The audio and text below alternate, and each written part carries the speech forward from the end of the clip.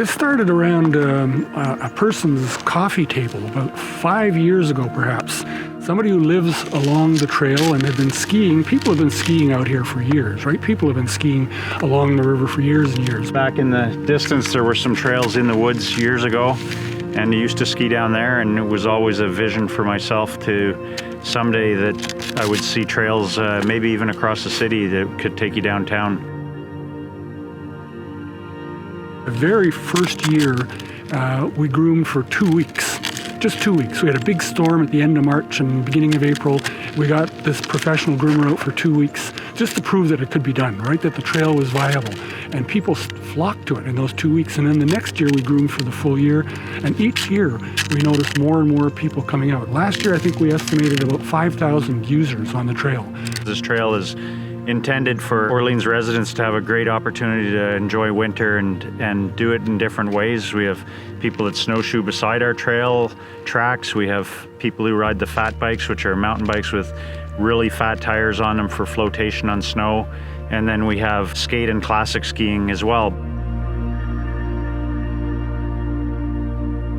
We fund this trail through a variety of means.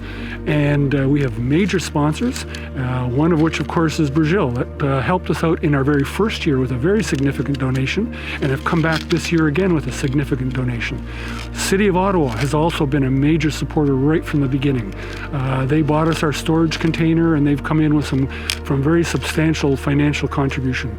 The National Capital Commission are also a generous sponsor, and of course, both the city and the NCC allow us to use their land. We're also very community-oriented. Just last year we started a program, and there's a sign over there for an example.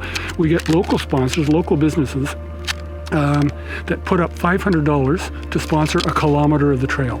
And we have about 10 local sponsors doing that for us. It's just growing across the city.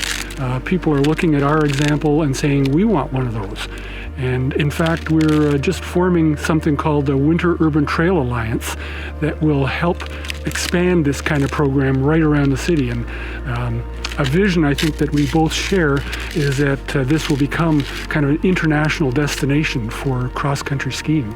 People need to understand that they don't need to look like an Olympic athlete that they see on the TV, or you'll see people of all ages out here. So don't be afraid to get out and enjoy the winter. And he's saying you don't have to look like him, you can look like me, right? You don't have to be young and fit and a competitive skier. You can be an old guy that can just kind of waddle along. It's available for everybody.